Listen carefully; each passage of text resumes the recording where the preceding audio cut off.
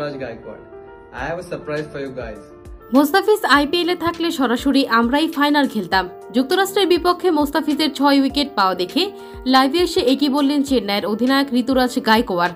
বিস্তারিত দেখুন পুরো ভিডিওতে।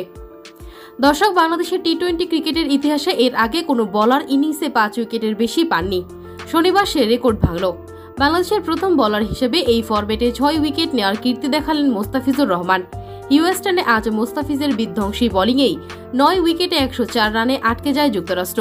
হোয়াইট ওয়াশ এড়ানোর ম্যাচে বাংলাদেশ পায় 10 উইকেটের বিশাল জয়। 4 ওভারে মাত্র 10 রান দিয়ে একাই 6 উইকেট নেন মোস্তাফিজ। প্রথম 3 ওভারে তিনি দিয়েছেন মাত্র 6 রান।